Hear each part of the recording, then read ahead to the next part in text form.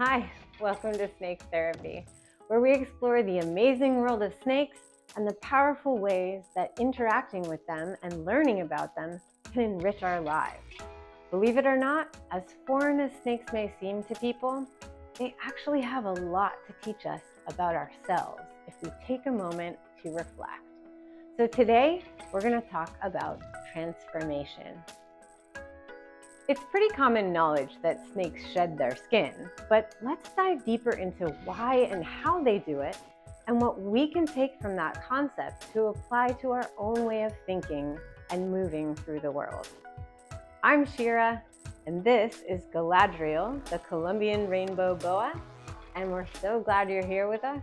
So without further ado, let's slither on into it.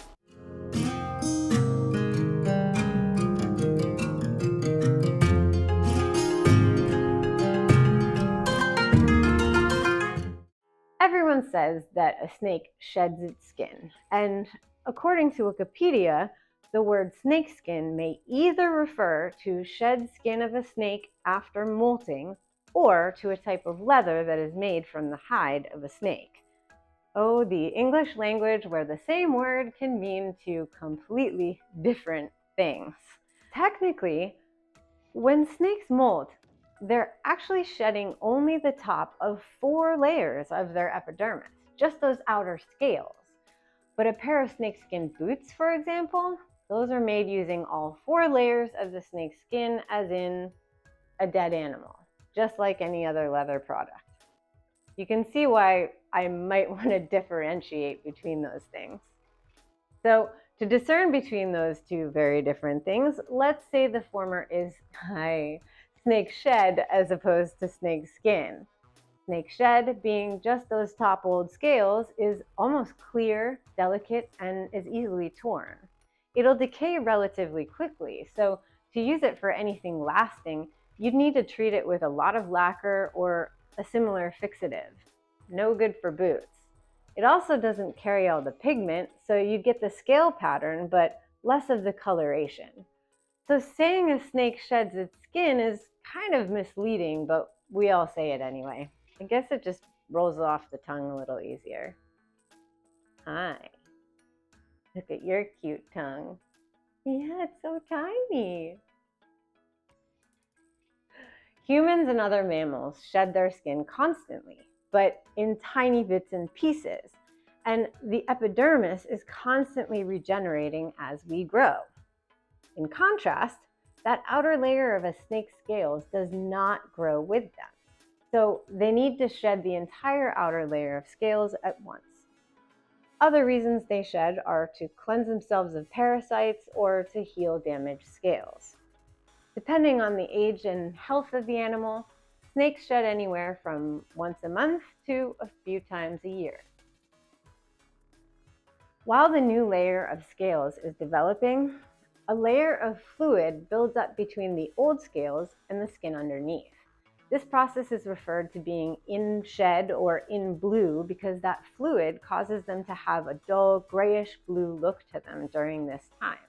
Here's what my Arizona mountain king snake, Hobbs, normally looks like when he's not in shed. Brilliant orange coloration, no? And here is him in shed. He just passed the extra blue phase. Unfortunately, I missed filming that this time, but you can see how dull his coloration is in contrast to what he normally looks like. Fun fact, snakes don't have eyelids, and their eyes actually have a special scale covering them called the eye cap. And this eye cap gets shed along with the rest of their scales. So while they're in blue, their eyes will also look a grayish blue. They're basically blind during this time, which is why it's really best to leave them alone until they've actually shed. You can imagine they feel vulnerable and possibly uncomfortable in this phase, and they really don't want to be handled. They'll usually hide through this whole process, which could last anywhere between 1 and 2 weeks. Once they have that next layer of scales fully regenerated, that layer of fluid I mentioned before is what's going to help them remove the old scales. As a keeper, it's important to know this because that fluid will not develop properly if the snake doesn't have enough humidity or is dehydrated during this time. You might see them soaking in their water bowls while they're in shed for this reason. So if you're a snake caretaker, you should be providing them with extra humidity while they're in shed, even if they don't normally require a lot of humidity. If a snake doesn't shed properly, it can cause health problems. Stuck shed on their eyes could cause infection, even eventual blindness. Stuck shed on their tails could cause circulation to be cut off, and they could possibly lose the tip of their tail. I'll go into more detail on helpful tips on how you can ensure your snake's shedding process goes smoothly in future episodes about snake care and husbandry. So if you haven't already, take a moment right now to subscribe and hit that notification bell so you don't miss out.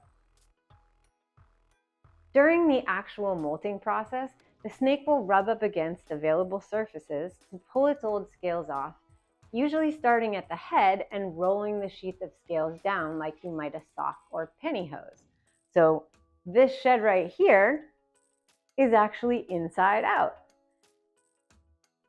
If the snake is healthy and hydrated, the old scales will come off in a single piece. And you can see here, those eye cap scales came off with everything else.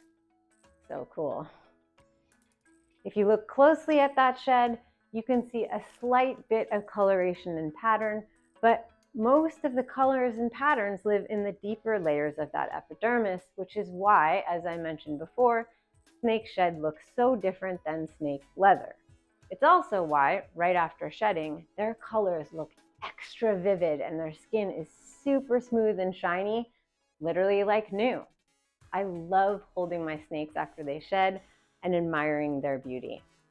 Anu here is one of the most stunning things I have ever seen after she sheds.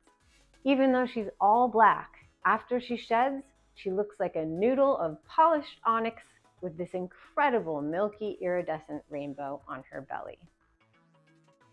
The shedding of skin, or scales, is a natural, regular, and necessary part of a snake's life. But we can also take some interesting lessons from this process as human beings.